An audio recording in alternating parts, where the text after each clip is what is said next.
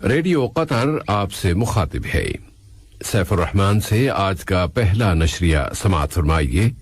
ابتدا اہم خبروں کے خلاصے سے۔ مجلس شورا آج عرب پارلیمنٹ کے ہنگامی اجلاس میں شرکت کرے گی۔ یہ اجلاس فلسطینی عوام کے خلاف اسرائیلی جرائم اور جارحیتوں سے متعلق بلایا گیا ہے۔ قابض اسرائیلی فوجیں غزہ پر مسلسل حملے کر رہی ہیں۔ شہداء کی تعداد میں مزید اضافہ ہو گیا ہے اور کل مقبوضہ سرزمین میں جامع ہڑتال کی گئی۔ کل رات مسلسل چوتھی مرتبہ سلامتی کونسل مقبوضہ فلسطین میں فائر بندی کی قرارداد منظور کرنے میں ناکام ہو گئی۔ ناکامی کی وجہ امریکہ ہے۔ سمن یہ تھا اہم خبروں کا خلاصہ، اور اب پیش خدمت ہے ریڈیو قطر سے آج کا پہلا مفصل نشریہ۔ بسم اللہ الرحمن الرحیم۔ مجلس شورا آج عرب لیگ کے سیکریٹریٹ میں عرب پارلیمنٹ کے ہنگامی اجلاس میں شرکت کر رہی ہے۔ اس ہنگامی اجلاس میں فلسطینی عوام کے خلاف اسرائیلی جرائم اور جارحیتوں اور قابض فورسز کی جانب سے مسجد اقصی کی بار بار بے حرمتی پر بحث کی جائے گی۔ قطر کی مدد اور حمایت صرف سیاسی حد تک محدود نہیں ہے، بلکہ قطر نے اس کی ہلال احمر سوسائٹی کے ذریعے فلسطینیوں کے لیے فوری امداد کا بھی اعلان کر دیا ہے۔ ادھر غزہ میں اس کے دفتر پر اسرائیلی جارحیت، تمام تر بین الاقوامی قوانین اور روایات کی سنگین خلاف ورزی ہے۔ قطری ہلال احمر کے بورڈ آف ڈائریکٹرز کے صدر شیخ عبداللہ بن ثامر آل ثانی نے وہاں کے شہریوں، طبی تنصیبات اور غزہ کی پٹی میں کام کرنے والے انسانی اداروں پر اسرائیل کے مسلسل حملوں کی برقراری کی شدید الفاظ میں مذمت کی ہے۔ ان حملوں میں کل غزہ میں قطری ہلال احمر کے دفتر کو بھی نشانہ بنایا گیا۔ انہوں نے زور دے کر کہا ہے کہ یہ اسرائیلی جارحیتیں بین الاقوامی انسانی قانون کی سنگین خلاف ورزی ہیں۔ پھر غزہ میں انسانی مصنوعی اعضاء تیار کرنے والے حمد بن خلیفہ آل ثانی اسپتال کی عمارت پر بھی اسرائیلی بمباری ہوئی ہے، اور اس کے آس پاس کی عمارتوں پر مسلسل کی جانے والی جارحیتوں کی وجہ سے یہ اسپتال اب اپنی سروسز روک دینے پر مجبور ہو گیا ہے۔ حقوق انسانی کے قومی اداروں کے عرب نیٹ ورک نے اپنے ایک ہنگامی اجلاس میں بین الاقوامی برادری سے مطالبہ کیا ہے کہ وہ فلسطینی عوام کے خلاف قابض اسرائیل کی جارحیتیں رکوانے کے لیے فوری مداخلت کرے، جبکہ ان جارحیتوں کا سلسلہ مسلسل جاری ہے۔ اس نیٹ ورک نے قابض اسرائیلی فورسز کی جانب سے غزہ کی پٹی پر سوچے سمجھے منصوبے کے مطابق کی جانے والی اسرائیلی جارحیتوں کی مزید اضافے کی مذمت کی ہے۔ ان جارحیتوں میں اس پٹی کی آبادی کے مختلف علاقوں کو نشانہ بنایا جا رہا ہے، اور قابض اسرائیلی فوجیں جان بوجھ کر اور بغیر کسی سابقہ اشارے کے فلسطینیوں کے مکانات کو نشانہ بنا رہی ہیں، اور ان کی رہائشی عمارتوں کو ان میں آباد لوگوں سمیت تباہ کر رہی ہیں، جس کے نتیجے میں بہت سی فیملیوں کا مکمل صفایا کر دیا گیا ہے۔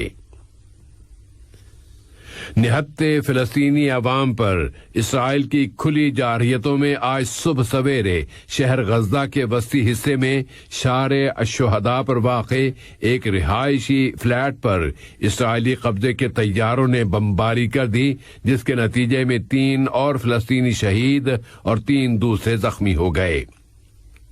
اس طرح غزہ میں اسرائیلی فوجی کارروائیوں میں اب تک شہید ہونے والے فلسطینیوں کی تعداد فلسطینی وزارت صحت کے مطابق 220 ہو گئی ہے، اور 1,500 سے زیادہ دوسرے زخمی ہو گئے ہیں، جن کی اکثریت بچوں اور خواتین پر مشتمل ہے۔ اسی طرح غزہ کی پٹی کے دوسرے مختلف علاقوں پر بھی اسرائیلی حملے پھر سے شروع کر دیے گئے ہیں، اور وہاں بجلی کی سپلائی بار بار منقطع ہو رہی ہے۔ غزہ کی وزارت صحت کے ترجمان اشرف قدوہ نے مسلسل کی جانے والی اسرائیلی جارحیت کے نتیجے میں غزہ کی پٹی میں ہیلتھ کے شعبے کی خطرناک صورتحال پر متنبہ کیا ہے۔ غزہ کی پٹی کے انفراسٹرکچر کی تباہی اور شہداء کی تعداد میں مسلسل اضافے کے باوجود بھی قابض اسرائیلی فوجیں اس پٹی کے مختلف علاقوں پر مسلسل حملے کر رہی ہیں، لیکن اس مرتبہ قابض فوجوں کے حملوں پر خاموشی نہیں ہے، بلکہ اس مرتبہ ان کے جواب میں اسرائیلی شہروں اور یہودی بستیوں پر جواباً دسیوں راکٹ گرائے جا رہے ہیں، اور پھر یہ عہد بھی کیا گیا ہے کہ مزید جوابی حملے بھی کیے جائیں گے۔ تازہ ترین جوابی حملے سدیروت، اللد اور اسکلان پر کیے گئے ہیں، اور اسرائیلی فوج کے مطابق ان حملوں میں 2 اسرائیلی ہلاک اور 11 دوسرے زخمی ہو گئے ہیں۔ تو اس مرتبہ فلسطینی گروپوں کی جانب سے جواب میں کیے گئے راکٹوں کے حملوں نے توازن کو تبدیل کر کے رکھ دیا ہے۔ فلسطینی مزاحمت کے اس جواب پر خود اسرائیلی وزیر اعظم بنیامین نتنیاہو نے اعتراف کیا ہے کہ فلسطینی گروپوں کے پاس غیر متوقع میزائل سسٹم موجود ہے۔ البتہ اس نے عہد کیا ہے کہ مقاصد پورے ہونے تک فوجی کارروائیاں جاری رکھی جائیں گی۔ ادھر اسرائیلی سراغ رسانی کے وزیر نے اعلان کیا ہے کہ اسلامی مزاحمتی تحریک کے سیاسی دفتر کے صدر اسماعیل ہنیہ اور اس مزاحمت کے ایک دوسرے اہم لیڈر یحییٰ السنوار نشانہ بنانے کے لیے مطلوب افراد میں سر فہرست ہیں۔ غزہ کے ساتھ یکجہتی اور سولیڈیرٹی میں کل فلسطینیوں کی اپیل پر عام ہڑتال کی گئی، اور یہ ہڑتال القدس اور مغربی کنارے میں بہت کامیاب رہی، اور وہاں قابض فورسز نے ہزاروں فلسطینیوں کو منتشر کرنے کے لیے آنسو گیس کے درجنوں شیل داغے۔ الشیخ جراح کالونی میں، جہاں سے اس انتفاضے کی پہلی چنگاری ابری تھی، سینکڑوں فلسطینیوں اور قابض فوجوں کے درمیان کلیشز ہوئے ہیں، جن میں 2 اسرائیلی فوجی اس وقت زخمی ہو گئے جب وہ غزہ کی حمایت میں نکالے جانے والے جلوس کو کچلنے کی کوشش کر رہے تھے۔ اسرائیلی فوجوں نے متعدد فلسطینیوں کو گرفتار کر لیا ہے، جن میں کئی خواتین بھی شامل ہیں، اور یہ گرفتاریاں القدس اور بیت لحم کے مظاہروں کے دوران کی گئی ہیں۔ ادھر مقبوضہ مغربی کنارے میں قابض فوجوں کے ساتھ ہونے والے کلیشز میں 4 فلسطینی شہید اور 10 دوسرے زخمی ہو گئے ہیں۔ اسی طرح گرین لائن کے اندر واقع شہر ام الفحم میں بھی سینکڑوں شہری غزہ اور اقصی کے ساتھ یکجہتی کے اظہار کے لیے سڑکوں پر آ گئے۔ حالات کو معمول پر لانے کی کوششوں میں امریکہ کے وزیر خارجہ اینتھونی بلنکن نے کہا ہے کہ کام ڈاؤن کے لیے اسرائیلی اور فلسطینی اہلکاروں کے ساتھ رابطے قائم کیے گئے ہیں۔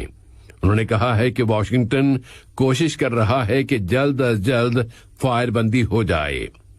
موجودہ حالات میں امریکہ نے جو موقف اختیار کر رکھا ہے اس پر فلسطینی صدر کے مشیر برائے امور خارجہ ڈاکٹر نبیل شاس کی جانب سے تنقید کی گئی ہے۔ دریں اثنا سلامتی کونسل نے کل رات 8 روز کے اندر اندر اپنا 4تھا ہنگامی اجلاس بلایا، لیکن وہ ایک مرتبہ پھر کوئی مشترکہ بیان جاری کرنے میں ناکام رہی، اور اس ناکامی کی وجہ امریکہ کا یہ اصرار ہے کہ قرارداد کا متن شدت کو ہرگز قابو میں نہیں لا سکے گا۔ اقوام متحدہ میں فلسطین کے مستقل مندوب سفیر ریاض منصور نے عالمی برادری سے مطالبہ کیا ہے کہ وہ فلسطینی عوام پر کی جانے والی اسرائیلی جارحیتیں رکوانے کے لیے فوری کارروائی کرے، اور اس میں سر فہرست یہ عمل ہے کہ غزہ کی پٹی میں فائر بندی کرائی جائے۔ ریاض منصور نے کہا کہ کلنگ کا یہ ٹیکہ ہمیشہ بین الاقوامی سلامتی کونسل کا پیچھا کرتا رہے گا کہ وہ اب تک بھی فائر بندی کے لیے کوئی متحدہ بیان بھی جاری نہیں کر سکی۔ البتہ بین الاقوامی 4 رکنی کمیٹی نے ایک ہلکا پھلکا بیان جاری کر دیا ہے اور فلسطینی امنگوں کی ہرگز عکاسی نہیں کرتا، لیکن پھر بھی فلسطینی قیادت نے اس کا خیر مقدم کیا ہے۔ اس دوران میں فلسطینی وزیر خارجہ اور بیرون ملک فلسطینیوں کے وزیر ریاض المالکی نے جرائم کی بین الاقوامی عدالت سے اپیل کی ہے کہ وہ فلسطین سے متعلقہ جرائم کے بارے میں اپنی تحقیقات میں تیزی لانے کے لیے عملی اقدامات میں تیزی لائے۔ انہوں نے لاہائی ہیگ میں بین الاقوامی کرائم کورٹ میں فلسطین کے مستقل مشن کے ذریعے عدالت کی پروسیکیوٹر کو بھیجے گئے اپنے خط میں عدالت سے اپیل کی ہے کہ وہ سخت لہجے پر مشتمل ایک تنبیہی بیان جاری کرے کہ قابض اسرائیلی انتظامیہ غزہ کی پٹی پر اپنی جارحیت کے ذریعے جنگی جرائم اور انسانیت کے خلاف جرائم کا ارتکاب کر رہی ہے اور وہ شیخ جراح کے باشندوں کو طاقت کے زور پر وہاں سے نکال دینے کی کوششیں کر رہی ہے۔ ریاض المالکی نے زور دے کر کہا ہے کہ فلسطین پر ہر سطح پر فلسطینی ان جرائم کا مقابلہ کرتے رہیں گے جب تک کہ ان جرائم کی روک تھام نہیں ہو جاتی اور ان کا ارتکاب کرنے والوں سے پوچھ گچھ نہیں کی جاتی۔ قطر نے زور دے کر کہا ہے کہ وہ تحفظ کے بارے میں اپنی ذمہ داریوں کا پابند ہے، کیونکہ یہ اس کے اس ایمان کے مطابق ہے کہ اجتماعی سلامتی کے لیے بین الاقوامی تعاون ضروری ہے اور وہ بین الاقوامی قانون کا احترام کرتا ہے اور اس کی گہری اور راسخ پالیسی یہ ہے کہ بین الاقوامی امن و سلامتی کو فروغ دیا جائے۔ تو اس پابندی کیے جانے کی بنیاد پر قطر اس اصول کو فروغ دینے کے لیے کوششیں جاری رکھے ہوئے ہے کہ وہ تحفظ کی ذمہ داری کے دوستوں کے گروپ کا ایک ایکٹیو ممبر اور اگلے 3 سالوں کے لیے اس گروپ کا شریک صدر ہے۔ یہ بات اقوام متحدہ میں قطر کے مستقل مندوب سفیرہ الشیخہ علیہ احمد بن سیف آل ثانی نے اقوام متحدہ کی جنرل اسمبلی کے ایک اجلاس سے اپنے خطاب میں کہی ہے۔ یہ اجلاس حفاظت کی ذمہ داری، جینوسائیڈ یعنی نسل کشی کی روک تھام، جنگی جرائم اور نسلی صفائی کے موضوعات پر بحث کے لیے بلایا گیا تھا۔ وفاقی روس کے صدر ولادیمیر پوٹن نے زور دے کر کہا ہے کہ وہ ان کے ملک اور قطر کے درمیان تعلقات کو فروغ دینا چاہتے ہیں اور اسی طرح وہ صاحب سمو امیر شیخ تمیم بن حمد آل ثانی کے ساتھ اپنے تعلقات کو مزید بڑھانا چاہتے ہیں۔ روسی صدر نے بتایا ہے کہ انہوں نے صاحب سمو امیر کو روس کے دورے کی دعوت دی ہے۔ صدر پوٹن نے پرزور انداز میں کہا ہے کہ روس سن 2022 کے فٹ بال ورلڈ کپ کی چیمپئن شپ کے مقابلوں کے انتظامات سے متعلقہ مسائل اور میزبانی میں قطر کے ساتھ مکمل تعاون کر رہا ہے۔ اس کے علاوہ اقتصادی اور سرمایہ کاری کے شعبوں میں بھی تعاون جاری ہے۔ روسی صدر وفاقی روس کے لیے قطر کے نئے سفیر شیخ احمد بن ناصر آل ثانی سے ان کی اسناد سفارت وصول کرتے ہوئے ان خیالات کا اظہار کر رہے تھے۔ اس موقع پر دونوں ملکوں کے قائدین کے درمیان 2 طرفہ گریٹنگز کا بھی تبادلہ ہوا ہے۔ قطر نے بین الاقوامی قانون میں سائبر سیکیورٹی کو منظم کرنے کے وسائل پر بحث کے لیے ایک بین الاقوامی کانفرنس کے انعقاد کی اہمیت پر زور دیا ہے۔ صاحب سمو امیر نے اقوام متحدہ کی جنرل اسمبلی کے پلیٹ فارم پر اس کے 74ویں سیشن کے دوران اپنے خطاب میں اس کانفرنس کے انعقاد کی اپیل کی تھی اور اب اقوام متحدہ اور دوسری بین الاقوامی تنظیموں کے جنیوا آفس میں قطر کے مستقل مندوب سفیر سلطان بن سالمین المنصوری نے جرائم کی روک تھام اور کرائم جسٹس کے لیے اقوام متحدہ کی کمیٹی کے 30ویں سیشن سے خطاب کرتے ہوئے کہا ہے کہ قطر قومی اور بین الاقوامی سطحوں پر سائبر سیکیورٹی کے فروغ میں سب سے زیادہ دلچسپی لینے والے ملکوں میں شمار ہوتا ہے، اس لیے کہ اسے اس مسئلے کی اہمیت پر یقین ہے۔ اور اب آخر میں کورونا کی تازہ ترین صورتحال کی طرف آتے ہیں۔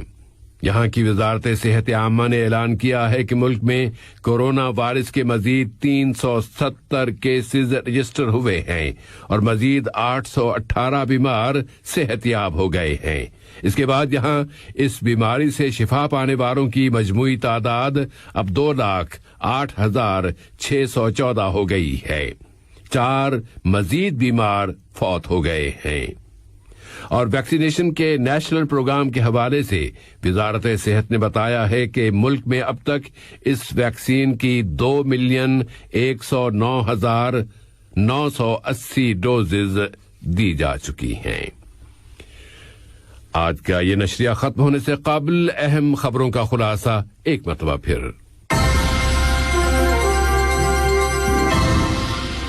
مجلس شورا آج عرب پارلیمنٹ کے ہنگامی اجلاس میں شرکت کرے گی۔ یہ اجلاس فلسطینیوں میں یا فلسطینی عوام کے خلاف اسرائیلی جرائم اور جارحیتوں سے متعلق بلایا گیا ہے۔ قابض اسرائیلی فوجیں غزہ پر مسلسل حملے کر رہی ہیں۔ شہداء کی تعداد میں مزید اضافہ ہو گیا ہے اور کل مقبوضہ سرزمین میں جامع ہڑتال کی گئی۔ اور کل رات مسلسل چوتھی مرتبہ بھی سلامتی کونسل مقبوضہ فلسطین میں فائر بندی کی قرارداد منظور کرنے میں ناکام ہو گئی اور ناکامی کی وجہ امریکہ ہے۔ ریڈیو قطر سے آج کا پہلا نشریہ اپنے اختتام کو پہنچا۔ اگلا نشریہ رات 7:30 بجے۔ السلام علیکم دوستوں، میں ہوں شیخ نور۔ مجھے